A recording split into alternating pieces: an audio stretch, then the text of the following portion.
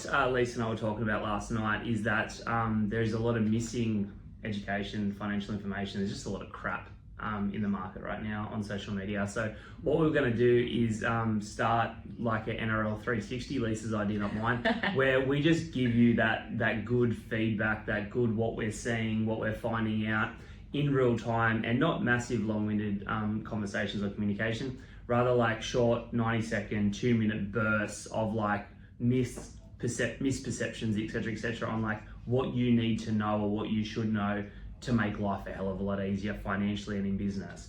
Now, I've got a lot of financial experience, 20 years. Lisa's got a lot of like business experience, so not just financial, but business, high level, $50 million business stuff, right? That you've got, that you've accumulated over time doing an MBA. So you're kind of like the big business CEO, right? And I'm the financial guy. So what the point of this and the purpose is to just give you the real stuff that you need, not the fluffy stuff, not the 10x your business in 10 minutes. Yeah. It's just a load of baloney, right? But we're it's not like, Hormozy, we're not Gary Vee. Yeah. Like, they're great to watch, but that isn't really what scales a business. No, It changes things, really. and that's the point, right? Yeah. We're gonna give you real guidance, like Yeah. real advice. The stuff we talk about day to day. The real We shit, bounce like on the days. real shit. Yeah, the 'Cause real it's shit. not, yeah. it's not like rainbows and butterflies and Hormozy. Inspiration and psychology. It's just real. So Yeah. we're just gonna give you real stuff. That's it. That's our promise, our pledge to you, our purpose. We're gonna keep it real, right? Mm-hmm. Keep it really real. So let's start. I'm gonna hit you with some real Hit me. stuff, right? Hit me. And Let's you're pretend we're just you and me. Like, we Just do you this all and day me. long. We do Just- this all day long. We talk about things. Yeah, all day long. just- We do your work. we never talk. Actually, that's the truth. That's your problem. You're already lying. Where are you, Lisa? No, we're gonna tell you the real stuff, right? We don't talk enough because we've got so much going on. Yeah, that's okay, true. I wanna ask you a question. We were talking last night about all this stuff on social media and all the 10x your profits, 10x your business. Yeah. Why do you think a lot of it is a little bit full of crap? Like, there's not a lot of experience by the coaches that are proclaiming these things. You can kind of not even do a course and become a coach overnight or a business coach overnight, whether it's marketing, sales related. Yep. How detrimental do you think these guys are to real businesses in Australia? Yeah, the detrimental word is key. So it irks me, and that's what I was saying last night. I keep seeing it all over social media. I keep seeing it advertised. I keep seeing people going into coaching, business advisory, and most of them haven't run or scaled a business before. Yep. So they've read lots of books, right? That's really good. That's part of continuous lifelong learning. You should read books. You should do courses. You should do degrees, but they need to be relevant to what you do, right? So we see a lot of people doing them, wasting their time. They don't use them. The issue I've got with coaches and business advisors that haven't done it is they don't understand what it's like in reality to be in the trenches, to be at that point when you're trying to scale your business from whether it be 500K, to a mil or upwards from that. There's things that happen that you'll learn concepts, you'll learn methodologies, you'll learn theory in books, you'll learn it at university, but there's unique methodology in how you make decisions and when you make decisions and when's the right time to do it. When do you bring on that next person? How do you afford them? How do you crunch the numbers? How do you weekly report on KPIs and financial metrics? How do you build culture? How do you make it authentic without making it sound like you're just doing it because it was in a textbook? How do you do every single part of scaling your business and leveraging things so you get out more units? You don't learn that in books and you don't learn it at university. I can speak from experience because I've done all of that. You learn it through practice. You learn it through having the right people. You learn it through building teams of people that are smarter than you are, so you've got all the best brains in the game. And you learn it from being surrounded by people like you, who you're an amazing financial advisor and business advisor and coach, because you've done it.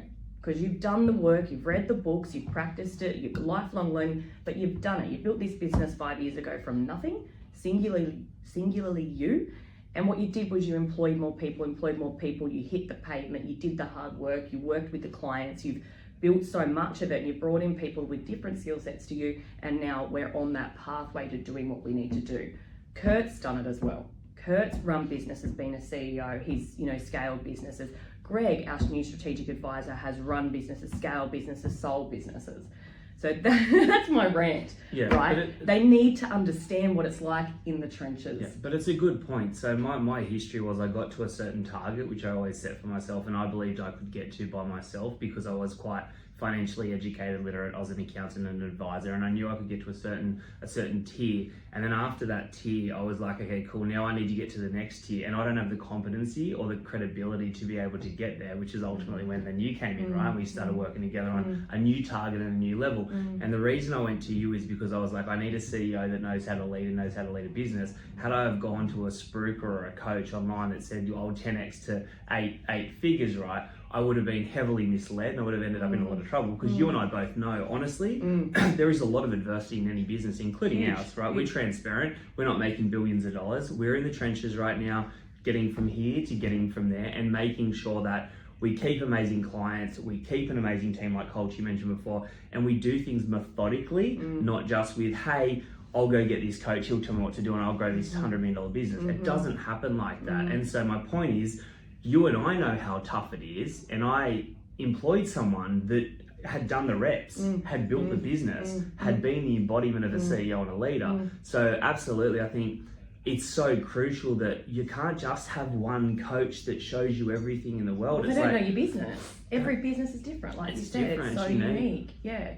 And like, I think I'll ask you the question then about the financial element, because I think that's also a part that lacks in the coaching and advisory space, where we've got a lot of coaches who might have run businesses, but they aren't qualified or experienced in the financial element of it. And whether that be through qualification or experience at managing CFOs, being a CFO, or having a financial advisory qualification, or being an accountant, so on. You do so much coaching, business coaching, right? Advisory in a whole plethora of different businesses and a lot in the development space and investing space. But how much do you see that financial literacy is critical in your coaching and advisory? It's super critical on so many paths, whether it's someone trying to create personal wealth, someone trying to, like on the CFO space, generate a more profitable business.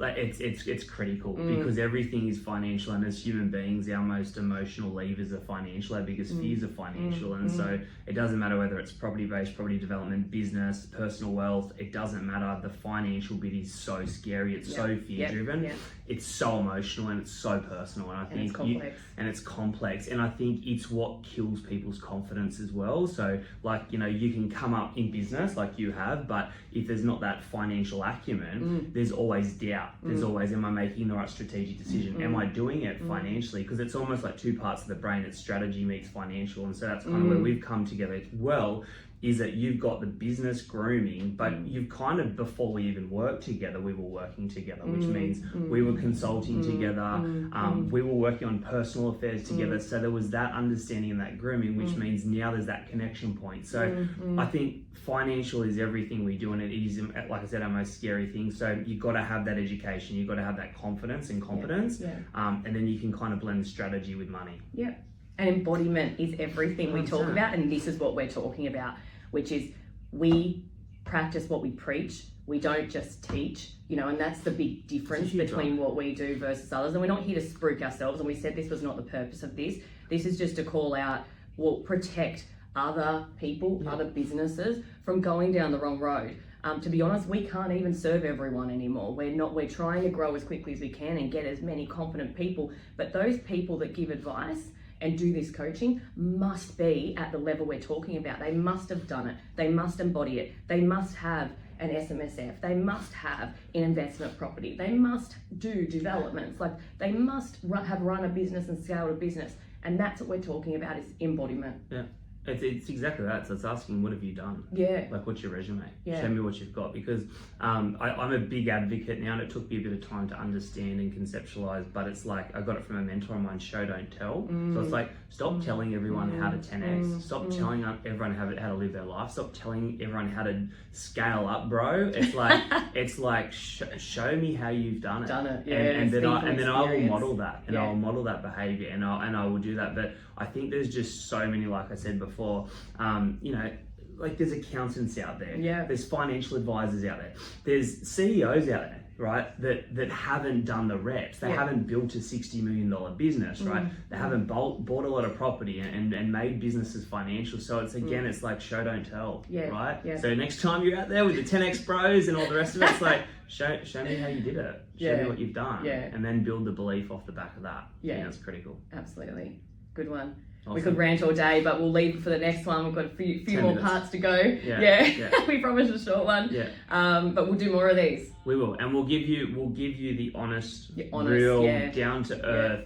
This is a lot of the BS that's going on right now, and this is maybe just a new, fresh way to look at things. Yeah, and shoot through questions. We love questions. I love questions. We'll answer them all. Well, we promise with authenticity. Yeah, No bullshit. shoot us some questions, and then we'll address them on the next one. Yeah, cool. Done.